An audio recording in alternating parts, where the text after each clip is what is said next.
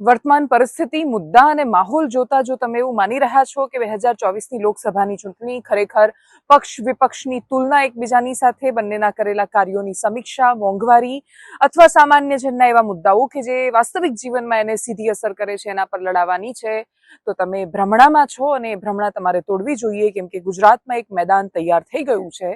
પરંતુ આ વાત માત્ર ચૂંટણીના મેદાનની કે પછી ઊભા થયેલા મુદ્દાની નથી. આ એવા વિવાદની છે કે જે એને શમાવવા માટે, દૂર કરવા માટે ગમે તેટલા પ્રયત્નો કરવામાં આવે, પરંતુ છતાંય કોઈક છે કે જે વિવાદની આગમાં ઘી રેડવાનું કામ કરી જાય છે. નમસ્કાર, આપની સાથે હું દેવાંશી.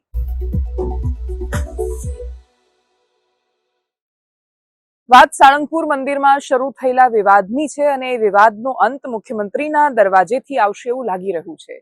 એક સમય હતો કે રાજા પરેશાન થાય તો ધર્મની શરણમાં જતો. એક સમય હતો કે જ્યારે સરકારોને ખબર ન પડે, દ્વિધામાં આવે, અસમંજસ થાય, કશું સમજાય નહીં, ત્યારે એ ધર્મની, સંતોની, સાધુની શરણમાં જતા અને પછી કશુંક સારું શોધીને લાવતા. હવે સમય બદલાયો છે. માત્ર રાજસત્તા કેટલી પાવરફુલ કે શક્તિશાળી બની છે એની વાત નથી, સામે ધર્મ સત્તા કેટલી દુર્બળ બની છે એનું આ સૌથી મોટું ઉદાહરણ છે. એક બાજુ સ્વામિનારાયણ સંપ્રદાયના લોકોએ એવું કહ્યું, સંતોએ એવું કહ્યું કે અમે જ સનાતનનો હિસ્સો છીએ, પણ માત્ર એટલું નહોતું જેટલું પ્રેસ નોટમાં આપવામાં આવ્યું. એના પછી દર્શન સ્વામી નામના સ્વામી જ્યારે વડોદરામાં એક સભાને સંબોધી રહ્યા હતા, ત્યારે અમે જ સૌથી મોટા સનાતની છીએ અને એટલે જ હવે સનાતન વર્સિસ સ્વામિનારાયણ નહીં, પણ સનાતનમાં કોણ સૌથી મોટું સનાતની, એના પર આખી ચર્ચાને ડાયવર્ટ કરવાની કોશિશ થઈ. એક બાજુ સંતો જ્યારે જે સંતો શ્રેણીમાં ઉચ્ચ કક્ષા પર છે, જે વ્યવસ્થા ગોઠવેલી છે સ્વામિનારાયણ સંપ્રદાયમાં, એમાં જે લોકો સૌથી વધારે જવાબદેહ છે એ લોકો મુખ્યમંત્રીના દરવાજે પહોંચે છે. એક બાજુ એવું કહી રહ્યા છે પત્રકાર પરિષદમાં કે સમાધાન લાવવાની, વિવાદ દૂર કરવાની કોશિશ થઈ રહી છે, અને બીજી બાજુ એક સંત વડોદરામાં જો એવું નિવેદન આપે છે કે તમે તો ચલમ ફૂંકીને તમે સનાતની કહેવાઓ, તો અમે તો તિલક અને શિખા રાખીએ છીએ, તો અમારાથી મોટું સનાતની કોણ? જો સ્પર્ધા થશે બધાની અને આ રીતે થશે તો હું કહીશ કે મારો ઈષ્ટદેવ સર્વોપરી છે અને છે જ. કંઈક આ જ રીતે દર્શન સ્વામી વડોદરામાં બોલી રહ્યા હતા. તમારો ઈષ્ટદેવ તમારા માટે સર્વોપરી જ હોય. દરેક વ્યક્તિ માટે એમના ઈષ્ટદેવ એ સૌથી પૂજનીય છે. એમની સાથે લાગણીના સંબંધો છે, પેઢીથી ચાલતા આવેલા સંબંધો છે. બાળક જ્યારે જન્મે છે ત્યારે આ દુનિયા વિશે નથી જાણતું, પણ પછી મા બાપ એને કહે છે કે આ તારા કુળદેવી છે, આ તારા કુળદેવતા છે, આ તારા ઈષ્ટદેવ છે, અને બાળક એ લાગણીમાં જોડાય છે. એના પછી આટલા સમય પછી જો તમે તમારા માટે સર્વોપરી કે સર્વસ્વ નહીં, પણ આખી દુનિયાની સરખામણીએ સર્વોપરી કે સર્વસ્વ એની લડાઈમાં જો ઉતરો છો, તો કોઈને નાના કરીને તમે કોઈ દિવસ એમને મોટા નહીં કરી શકો. અને એટલા જ માટે આ લડાઈનો સુખદ અંત આવે એ બહુ જરૂરી છે. આ બધું જ સર્જાઈ રહ્યું હતું ત્યારે બીજી બાજુ ગાંધીનગરમાં પણ મિટિંગ થઈ, બે ઉદ્યોગપતિઓને મધ્યસ્થીમાં રાખવામાં આવ્યા, મંત્રીઓ પણ હાજર રહ્યા. મંત્રીઓથી લઈને ઉદ્યોગપતિઓને હાજર રાખવાનો ઉદ્દેશ્ય એ હતો કે સ્વામિનારાયણ સંપ્રદાય અને જે સનાતની સાધુઓ છે એકબીજાની સાથે બેસવાની ના પાડી રહ્યા છે, તો એ લોકો વચ્ચે પણ ચર્ચા થાય. એ લોકો સંવાદ નહીં કરે તો કોઈ ચર્ચાનો અંત નથી આવી શકવાનો. આ દેશ શાસ્ત્રાર્થ પર ટકેલો છે. વાંધા તો ઇતિહાસમાં એકબીજાને ઘણા એકબીજાથી હતા, પરંતુ ચર્ચા થઈ, સંવાદ થયો અને બહુ સુંદર રીતે ઘણું બધું એની કલ્પના બહાર પડી છે.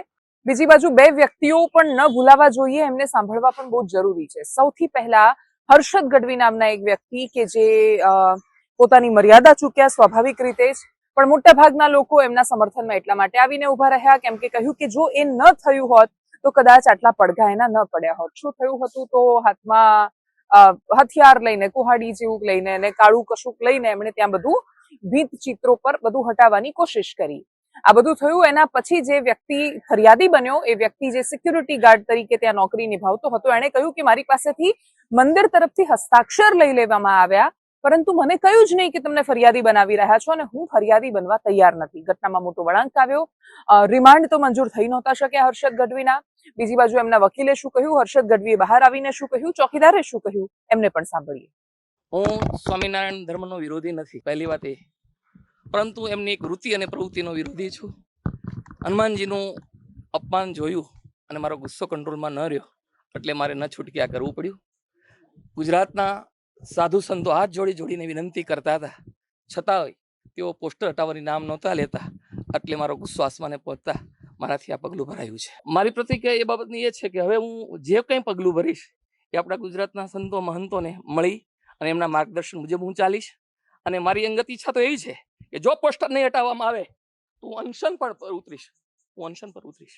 હાલમાં જે અરજદાર આરોપીઓ છે એની જામીન અરજી ગઈકાલે દાખલ કરેલી છે. આજે એનું ફિક્સ ફોર હિયરિંગ હતું અને નામદાર કોર્ટે સરકારી વકીલશ્રી અને અરજદાર આરોપીના વકીલશ્રીને મૌને સાંભળીને ત્રણેય આરોપીના 10,000 રૂપિયાના જામીન પર મુક્ત કરેલ છે. જે એફઆઈઆરમાં કલમ છે એ તમામ કલમમાં 3 વર્ષ ઉપરની સજાની જોગવાઈ નથી અને નામદાર હાઈકોર્ટ તથા સુપ્રીમ કોર્ટની જે જજમેન્ટો છે એ 7 વર્ષથી ઉપરની જોગવાઈ સજાની હોય તો એ ગાઈડલાઇન્સનું પાલન રાખીને જામીન પર મુક્ત કરવામાં આવે. જામીન આપે ત્યારે શરતો હોય છે કે ગુજરાત રાજ્યની હદ છોડવી નહીં, પાસપોર્ટ ધરાવતા હોય તો દિવસ 7માં પાસપોર્ટ જમા કરાવો અને ફરિયાદ પક્ષને કોઈ પણ સાહેદોને ધાક ધમકી આપી. 2 દિવસ પહેલા હર્ષદભાઈ ગઢવીનો બનાવ બનેલો, ત્યાં મારો સિક્યુરિટીનો પોઈન્ટ હતો. ત્યારબાદ મને મંદિરના વહીવટ કરતા હોય ટેલિફોન દ્વારા પૂછપરછ કરેલી કે આ બનાવ બન્યો ત્યારે તમે પોઈન્ટ ઉપર હાજર હતા, મેં આ પાડેલી. ત્યારબાદ મને સાંજે ઓફિસમાં બોલાવેલો અને ત્યાં મારી પાસે સહી લીધેલી. ત્યારબાદ હું સાંજે નોકરી પૂરી કરીને ઘરે આવી ગયેલો. સવારમાં નોકરી પર ગયો ત્યારે મને સોશિયલ મીડિયાના માધ્યમથી ખબર પડી કે આ કેસમાં મને ફરિયાદી તરીકે ઉમેરવામાં આવ્યો છે. આથી ચારણ સમાજ અને અન્ય સમાજને હું આ વિડીયોના માધ્યમથી જાણ કરવા માંગુ છું કે મારી જાણ બહાર આ કેસમાં મને ફરિયાદી તરીકે ઉમેરવામાં આવ્યો છે. આમાં ચારણ સમાજ કે અન્ય કોઈ સમાજની લાગણી દુભાણી હોય તો હું વ્યક્ત કરું છું અને હું નિર્દોષ છું. આમાં હું કોઈ જાણતો નથી. આ વિડીયો કોઈના દબાણથી કે કોઈની વાતમાં આવ્યા વગર મેં બનાવેલો છે, આની નોંધ લેવી. તમે જ્યારે અંદરો અંદર લડવામાં વ્યસ્ત થાવ છો ત્યારે બહારની દુનિયાના અમુક માણસો એવા પણ હોય છે કે જે કદાચ આ વિવાદથી અજાણ છે, જેમને ખબર પણ નથી કે ગુજરાત નામે રાજ્યમાં શું થઈ રહ્યું છે, પરંતુ છતાંય એક એવો વિશાળ સમુદાય એવો છે કે જે સનાતની ભાવનાની સામે છે. એમનું કહેવું છે કે એણે વેર ઝેર જાતિવાદ આ બધા સિવાય કશું જ નથી ફેલાવ્યું. એમ કે સ્ટાલિનના દીકરા ઉદયપતિ સ્ટાલિને જ નિવેદન આપ્યું કે સનાતન એ કોરોનાને જેમ આપણે મારીએ છીએ મચ્છર, ડેન્ગ્યુ મેલેરિયાના મચ્છર છે, તો એનો વિરોધ કરવાથી ન ચાલે, તમારે એને ખતમ કરવા પડે અને એટલે જ સનાતનને ખતમ કરી દેવો જોઈએ. આ નિવેદન જેવું જ આવ્યું કે તરત જ બીજેપી આઈટી સેલના વડા અમિત માલવીએ એમણે કહ્યું કે એ તો હિન્દુ જીનોસાઇડની વાત કરે છે, માસ જીનોસાઇડની વાત કરે છે, બધા હિન્દુઓને મારી દેવું જોઈએ એટલે જ કતલેઆમ માટે આમંત્રણ આપે છે. ઉદયનિધિ સ્ટાલિન ફરી એકવાર આ થયું, આટલો વિવાદ થયો એના પછી પણ પોતાના નિવેદન પર વળગીને રહ્યા. એમણે કહ્યું કે હું સનાતન વિચારની ના પાડું છું, જો તમે આ જ લોજિક બધે જ એપ્લાય કરશો તો એ રીતે તો કોંગ્રેસ મુક્ત ભારતની વાત કરી તો શું બધા કોંગ્રેસીઓને મારી નાખવાની વાત કરી હતી. એ સિવાય એમણે બાકીના પણ ઘણા સવાલો કર્યા. એમણે કહ્યું કે તમે દ્રવિડિયન્સથી પણ મુક્તિ ઈચ્છો છો તો શું તમે ડીએમકેના લોકોને મારવાની વાત કરી રહ્યા છો, અને એટલે જ કોઈને મારવાના સંદર્ભમાં નહોતું, પરંતુ સનાતનની એ વિચારધારા કે જે જાતિવાદ ફેલાવે છે, ઊંચ નીચ માને છે, ને એ બધાની સામે હું કાલે પણ હતો અને આજે પણ છું. આ વિવાદ માત્ર ઉદયનિધિ સ્ટાલિન પૂરતો સીમિત નથી. અમિત શાહ આના પર બોલ્યા છે. જેટલા રાજનેતાઓ જે રેલીમાં જાય છે ત્યાં સ્ટાલિનનું આ નિવેદન આપીને ઇન્ડિયા નામના આખા ગઠબંધનને ટાર્ગેટ કરે છે કે આ લોકો તો ગઈકાલે પણ હિન્દુ વિરોધી હતા, આજે પણ હિન્દુ વિરોધી છે. કોંગ્રેસ નામે પક્ષ કે જે આ બધી વાતોથી બચવાની સતત કોશિશ કરી રહ્યો છે, પરંતુ છતાંય બચી શકાય એમ નથી. તમે એકદમ વચ્ચે રહીને તમે આ બધી વાતોને બેલેન્સ નહીં કરી શકો. તમારે નક્કી કરવું પડશે કે તમે કઈ જગ્યાએ સાથે છો, કઈ જગ્યાએ સામે ઉભા છો. સાથે નથી તો સામે જ હોય એ વિચારધારા દરેક જગ્યાએ શક્ય નથી હોતી. એવું પણ હોઈ શકે કે સાથે છે પણ સામે ન પણ હોઈ શકે, પરંતુ છતાંય કોંગ્રેસે આ નિવેદન પર કોઈ સ્પષ્ટતા નથી આપી. એમ કે સ્ટાલિન તમિલનાડુના ખૂબ મોટા રાજ પરિવારમાંથી આવે છે. રાજ પરિવાર શબ્દ એટલા માટે કેમ કે તમિલનાડુમાં મોટા ભાગે આ પ્રકારની રાજનીતિ વર્ષોથી ચાલતી આવી છે. કરુણાનિધિના દીકરા છે એમ કે સ્ટાલિનના દીકરા છે ઉદયનિધિ સ્ટાલિન. તમિલનાડુની રાજનીતિમાં આવનારો સમય ભારતીય જનતા પાર્ટી માટે આ નિવેદન કેટલું મહત્વનું થાય છે એટલા સંદર્ભે જોવું બહુ જરૂરી છે, કેમ કે તમે દેશના નકશામાં નજર કરો ઉપરથી લઈને નીચે સુધી, જો ભારતીય જનતા પાર્ટીએ 404 ના લક્ષ્યાંક પર પહોંચવું હોય તો એમના માટે તમિલનાડુ જેવા રાજ્ય, કેરળ, પશ્ચિમ બંગાળ, કર્ણાટક, તેલંગાણા આ બધા રાજ્યો બહુ મહત્વના છે, જેને આપણે નીચેના રાજ્યો, દક્ષિણી રાજ્યો કહીએ છીએ. અને એટલે જ આ દક્ષિણી રાજ્યો કે જે ભાષાની દ્રષ્ટિએ, પોશાકની દ્રષ્ટિએ, બાકી રીતિ રિવાજોની દ્રષ્ટિએ બહુ જ અલગ છે મધ્ય અને ઉત્તર ભારત કરતા. ઉત્તર ભારત અને દક્ષિણ ભારતની વચ્ચે બહુ જ મોટો તફાવત છે. અને એટલે જ મધ્ય ભારત અને હિન્દી હાર્ટલેન્ડ જેને કહેવાય છે કે ઉત્તર પ્રદેશ છે, મધ્યપ્રદેશ, રાજસ્થાન, છત્તીસગઢ, બિહાર, આ ભારતીય જનતા પાર્ટી માટે બહુ મહત્વના રાજ્યો છે. ગુજરાત વર્ષોથી એમની પાસે છે. મહારાષ્ટ્રમાં પણ એમનું સમર્થન ખાસું બધું મળતું રહે છે.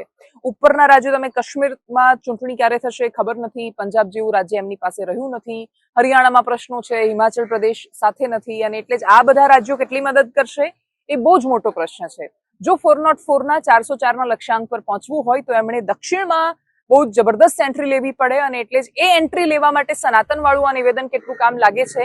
દક્ષિણ ભારતના પ્રદેશમાં જ્યાં હિન્દુવાદી રાજનીતિ એટલી બધી નથી ચાલી આટલા સમયથી, તો એને એ જગાડી શકે છે કે કેમ, એના પર બધાની નજર રહેશે. જે નિવેદનો સામે આવ્યા અમિત શાહથી માંડીને ગુજરાતમાંથી કેન્દ્રીય મંત્રી પુરુષોત્તમ રૂપાલાના, એ સિવાય સ્ટાલિનના, અમિત માલવીયાના, ભારતીય જનતા પાર્ટી કોંગ્રેસ બધામાંથી, સાંભળીએ બધાને. इंडी अलायंस के दो प्रमुख दल डीएमके और कांग्रेस पार्टी, इनके बड़े नेता, एक वित्त मंत्री का बेटा और एक मुख्यमंत्री का बेटा, वो कह रहे हैं सनातन धर्म को समाप्त कर देना चाहिए.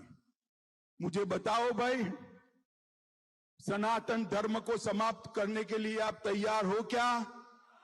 अरे जोर से बोलो, तैयार हो क्या? माताएं बहनें भी बोले तैयार है क्या?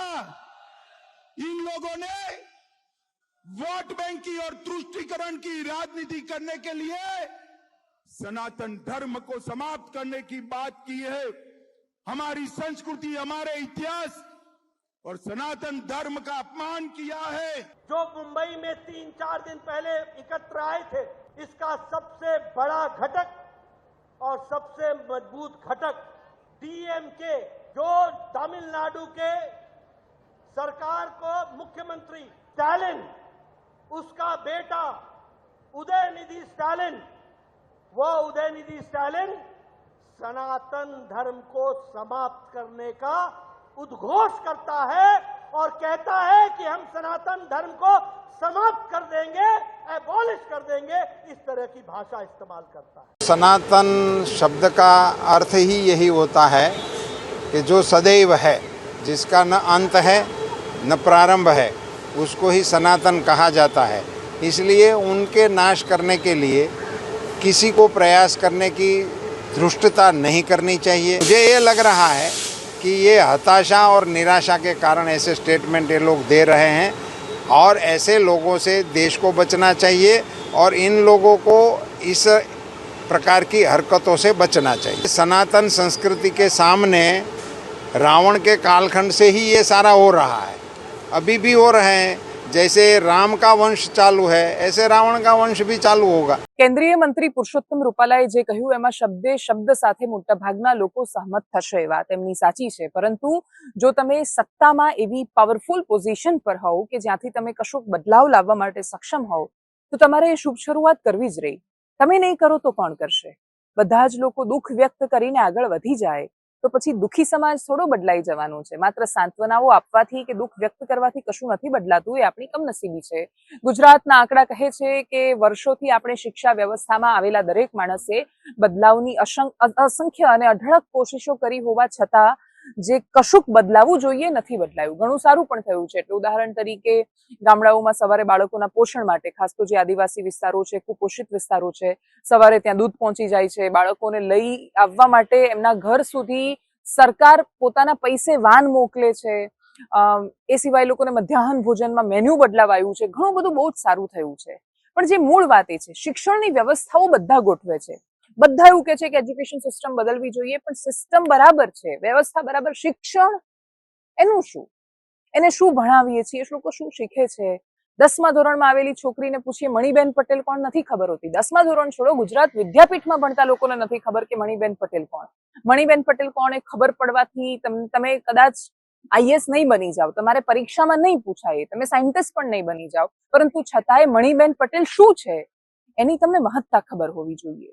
એ કોણ હતા એની તમને સમજણ હોવી જોઈએ. જો તમે નેતાજી સુભાષચંદ્ર બોઝ વિશે નથી જાણતા તો એનાથી તમે કદાચ એકાદ પરીક્ષામાં એક માર્કના એમસીક્યુ નો મેક્સિમમ સવાલ હશે. 1 માર્ક્સના એમસીક્યુ ની સવાલ નથી આ. પ્રશ્ન એ છે કે તમારા જીવનમાં આદર્શો કોણ છે. અને એટલે જ આ ઘણું બધું છે કે જે બહુ છૂટી રહ્યું છે. બધા જ લોકો ચિંતા વ્યક્ત કરી શકે છે, બધા લોકો ખાલી પોતાનું દુઃખ વ્યક્ત કરી શકે છે, પણ પાના ઉથલાવીને જોઈએ ચોપડી તો ખબર પડે કે બાળકોને તો જે શીખવવામાં આવે છે એ બિચારા ભણે છે. એમના પર આપણે ક્યાં સુધી દોષનો ટોપલો ઢોળતા રહીશું? જે લોકો એમને શીખવવાના છે એમની પણ એકદમ સંક્ષિપ્તમાં વાત કરી લઈએ. છેલ્લે જ્ઞાન સહાયકના લોકોએ પોતાના આંદોલનને સફળ જાહેર કર્યું. એમણે કહ્યું કે જેટલા જોઈએ છે સરકારને એટલી પ્રમાણમાં ફોર્મ નથી ભરાયા અને એટલા જ માટે સરકારે ફોર્મ ભરવાની મર્યાદા વધારી છે. આ વાતને એમનો દાવો છે એને સાચો સાબિત કરી શકે એવો મારી પાસે કોઈ જ આંકડો નથી. અમને નથી ખબર કે કેટલા ફોર્મ ભરાયા, જાણવાની સંપૂર્ણ કોશિશ કરી હોવા છતાં એ આંકડો અમારી પાસે નથી આવ્યો. અને એટલે જ અમે એ નથી જાણતા કે જ્ઞાન સહાયકો જે કહી રહ્યા છે એ સાચું છે કે ખોટું.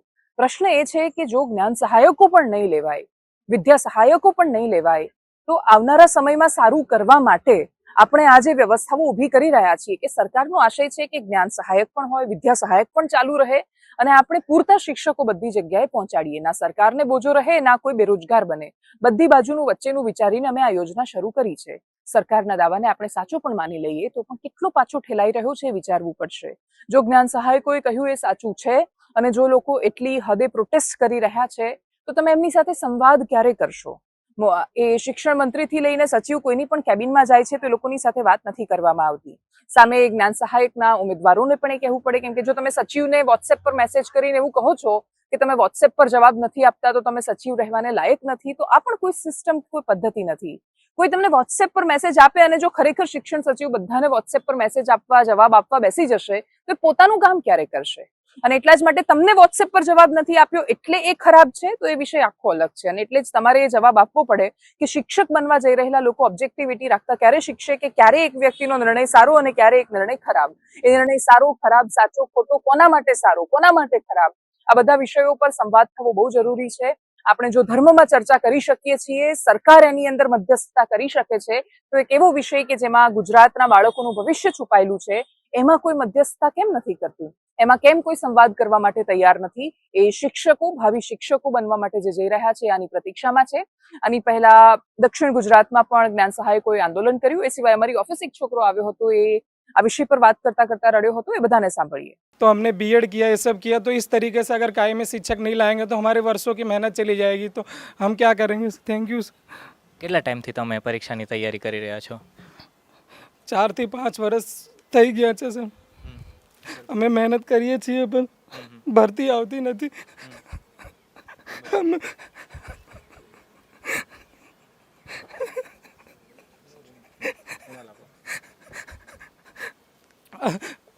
हम बहुत गरीब परिवार से आते हैं. ક્યાંથી આવો છો તમે? अहमदाबाद से आते हैं सर. फैमिली का बैकग्राउंड इतना गरीब है कि हम लोगों के पास कोई धंधा नहीं है कि पापा का बिजनेस सेट कर पाएंगे. तो सरकार अगर ऐसे करती है, अगर कॉन्ट्रैक्ट बेस पे भर्ती लाती, 11 महीने का करार करके हम आगे का भविष्य क्या, तो सरकार से यही अपील है कि कृपया करके कायमी भर्ती के बारे में सोचें, नहीं तो हम लोगों का फ्यूचर का क्या होगा. कायमी भर्ती करो, कायमी भर्ती करो, कायमी भर्ती करो. जीतेंगे, जीतेंगे और जीतेंगे और जीतेंगे. कायमी भर्ती करो, कायमी भर्ती करो, कायमी भर्ती करो.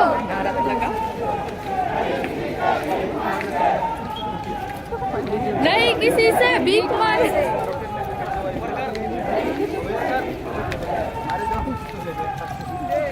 ડોક્ટરે ઘણાને બચાવ્યા, પરંતુ મારે એવું કહેવું છે કે ડોક્ટરને ભગવાનનું રૂપ બનાવવાવાળા કોણ છે? આ શિક્ષકો છે. કારણ કે શિક્ષકો એમને ભગવાન માટે ભગવાન કરતાં પણ આ શિક્ષકો ઉપર છે અને અમે ઉપર એને માનીએ છીએ.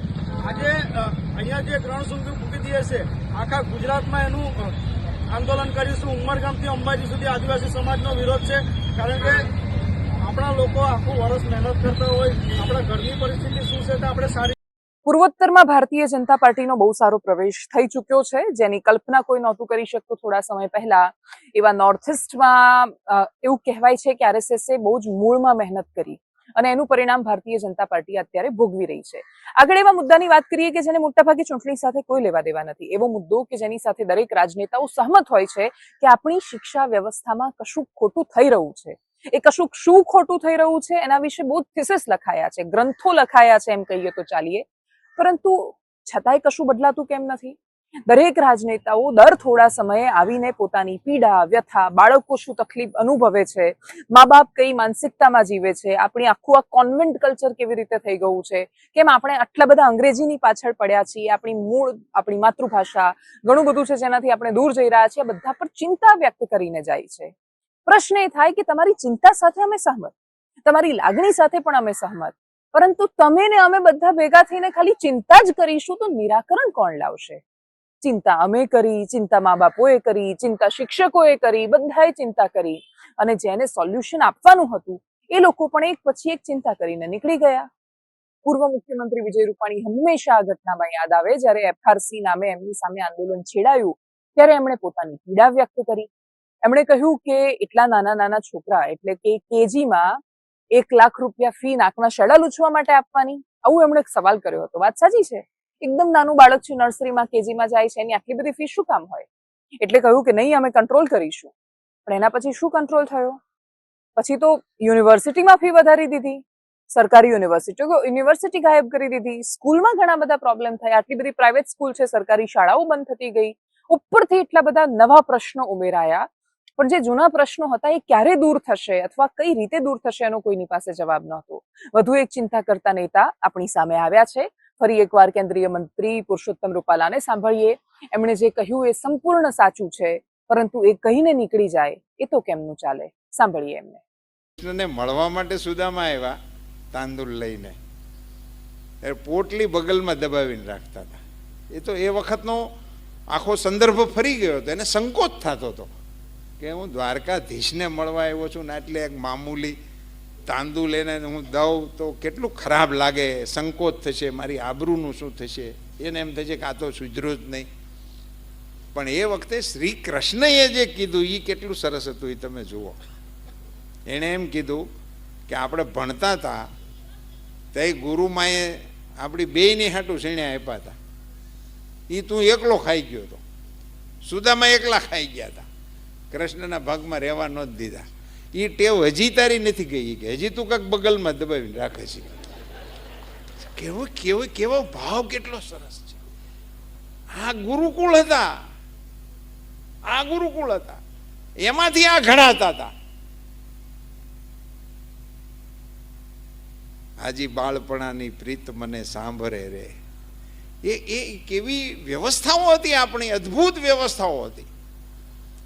ગુરુઓની પાસે રાજાના અને રયતના સંતાનો સમાન ભાવે ભણવા જતા હતા. એ ગુરુકુળો હતા સ્વામી. મોટાભાગે વાત કરતા બધા લોકોની સાથે અસંખ્ય ઉમેદવારોને મળતા એક વાત સમજાઈ છે કે મોટાભાગના લોકો નોકરી માટે નથી રડતા, પણ નોકરી વગર ના મળતી છોકરી માટે રડે છે. અને એટલા જ માટે સમાજે બદલાવવું પડશે, એ દિશામાં તમારે આગળ વધવું જ પડશે કે નોકરી ન હોય તો છોકરી ન મળે. આ તો તમે શું કરી રહ્યા છો? છોકરીને કોની સાથે પરણાવી રહ્યા છો? જે સુરક્ષાની ભાવના સાથે તમે પોતાની દીકરીને સરકારી નોકરીવાળા જોડે પરણાવો છો, કોઈનું કશું જ નક્કી નથી હોતું. હું આજે અહીંયા છું, કાલે ક્યાં હોય છે નથી ખબર હોતી આપણને. આપણા જીવનનું આપણા હાથમાં કશું જ નથી. અને એટલા જ માટે બહુ બધું છે કે જે સરકાર તરફથી, સમાજ તરફથી, બધા તરફથી બદલાવ ઝંખી રહ્યું છે. એ બદલાવ આપણે ભલે ધીરે ધીરે પરંતુ બહુ નજીકના ભવિષ્યમાં જોઈએ એવી અપેક્ષા સાથે એનાલિસિસમાં અત્યારે બસ આટલું. જો આપ અમને યુટ્યુબ પર જોઈ રહ્યા છો તો સબસ્ક્રાઇબ કરો, અમને ટ્વિટર, ઇન્સ્ટા પર ફોલો કરો, અને સાથે જ અમારી એપ્લિકેશન આવી ગઈ છે તો અમારી એપ્લિકેશનને ડાઉનલોડ કરો. iOS અને એન્ડ્રોઈડ બંનેમાં ઉપલબ્ધ છે. અને ત્યાં તમને અમારી વેબસાઇટની સ્ટોરી એટલે કે જે લખાણમાં જે લખેલું હોય એ સ્ટોરી અને વિડીયોઝ બધું એક સાથે જોવા મળશે. તો આપણે મળતા રહીશું એપ્લિકેશનના માધ્યમથી પણ. નમસ્કાર.